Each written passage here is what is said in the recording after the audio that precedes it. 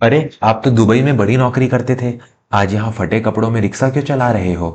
अफसर पत्नी का सवाल सुनकर पति ने जो जवाब दिया उसे सुनकर पत्थर दिल भी पिघल गया।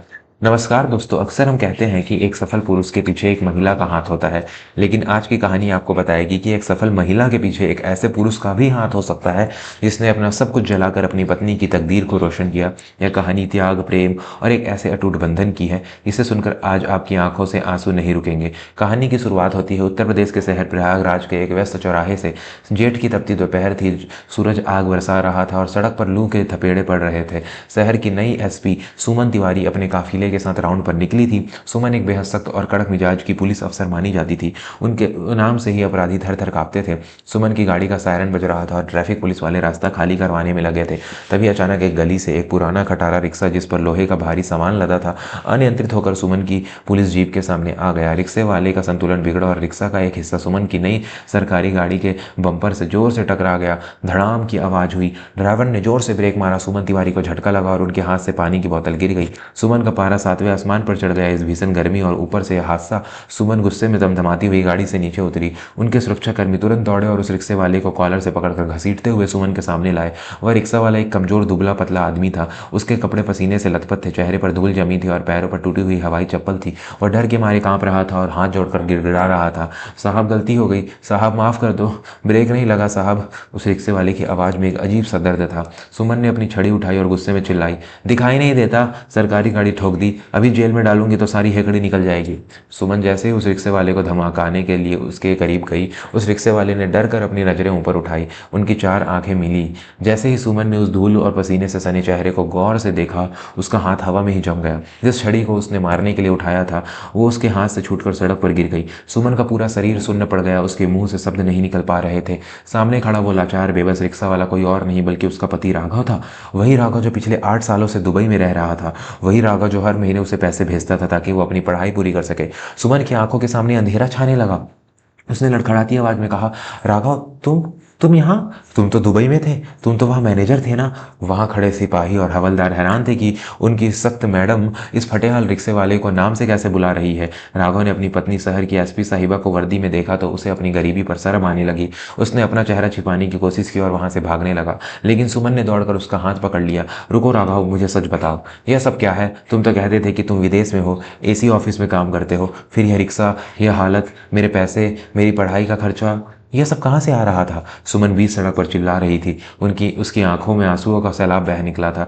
दोस्तों, राघव ने जो सच्चाई बताई उसे जानने से पहले अगर आप भी मानते हैं कि सच्चा प्यार त्याग मांगता है तो इस चैनल को अभी सब्सक्राइब कर लें और बेल आइकन दबा दें। ऐसी कहानियां आपको कहीं और नहीं मिलेगी। राघव ने अपनी नजरें झुका ली और रोते हुए बोला, सुमन, मैं कभी दुबई गया ही नहीं था। सुमन को लगा जैसे किसी ने उसके सीने में खंजर घोंप दिया हो। कहानी 10 साल पीछे जाती है। सुमन और राघव एक छोटे से गाँव में रहते थे। उनकी नई नई शादी हुई थी। राघव एक छोटी सी परचून की दुकान चलाता था और सुमन पढ़ने में बहुत होशियार थी।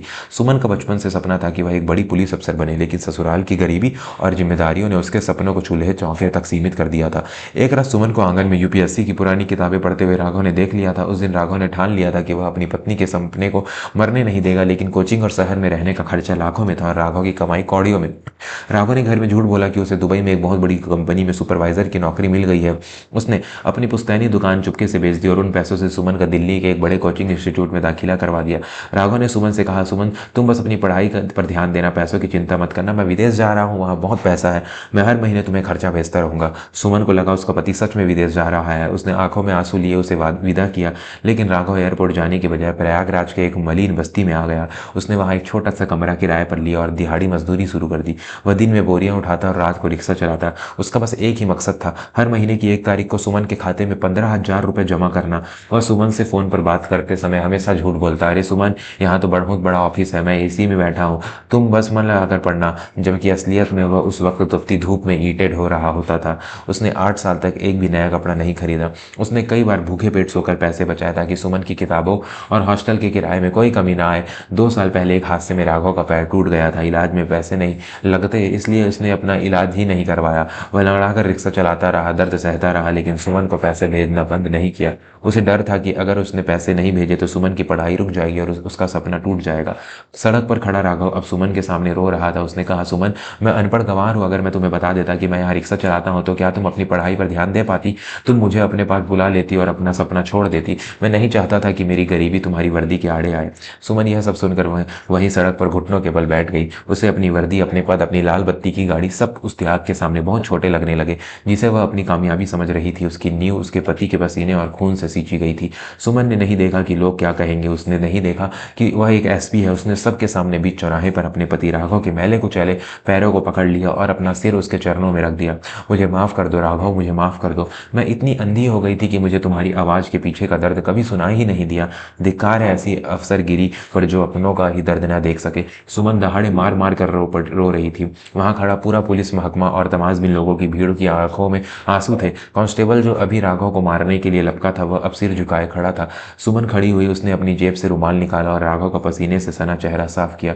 उसने राघव का हाथ पकड़ा और अपने ड्राइवर से कहा, दरवाजा खोलो। ड्राइवर हक्का बक्का रह गया। सुमन ने राघव को अपनी सरकारी गाड़ी में की पिछली सीट पर अपने बगल में बिठाया। राघव संकोच कर रहा था। सुमन, मेरे कपड़े गंदे हैं, गाड़ी खराब हो जाएगी। सुमन ने कड़कती आवाज में कहा, यह गाड़ी, यह वर्दी और यह साहब सब तुम्हारी देन है राघव। अगर आज तुम इस गाड़ी में नहीं बैठोगे तो मैं भी अभी इसी वक्त इस्तीफा दे दूंगी। सुमन उसे लेकर अपने सरकारी बंगले पर गई। उसने सबसे पहले अच्छे डॉक्टरों को बुलाकर राघव के पैर का इलाज शुरू करवाया। उसने दुनिया की परवाह किए बिना अपने पति को वह मान सम्मान दिया जिसका वह असली हकदार था। दोस्तों, कहानी अभी खत्म नहीं हुई है। इसका अंत आपको एक बहुत बड़ी सीख देकर जाएगा। लेकिन उससे पहले अगर आपको राघव के त्याग ने छू लिया है तो वीडियो को लाइक जरूर करें और कमेंट में जय हिंद दे अपने परिवार के लिए एक प्यारा सा संदेश जरूर लिखें और हमारे चैनल को भी सब्सक्राइब कर दें। कुछ दिनों बाद शहर में एक बहुत बड़ा सम्मान समारोह आयोजित हुआ। सुमन को एक बड़े क्रिमिनल केस को सॉल्व करने के लिए पदक दिया जाना था। मंच पर बड़े बड़े मंत्री और अधिकारी बैठे थे। जब सुमन का नाम पुकारा गया तो वह माइक पर आई। उसने मेडल लेने से पहले कहा, यह मेडल मेरा नहीं है। उसने नीचे बैठे राघव को मंच पर बुलाया। राघव अब साफ सुथरे कपड़ों में था लेकिन वह अब भी संकोच कर रहा था। सुमन ने सबके सामने बताया, आप लोग मुझे लेडी सिंघम कहते हैं, मेरी सफलता की तारीफ करते हैं, लेकिन असली हीरो यह है जिसने खुद को मिटाकर मुझे बनाया, जिसने झूठ बोला ताकि मैं सच की रक्षा कर सकूं।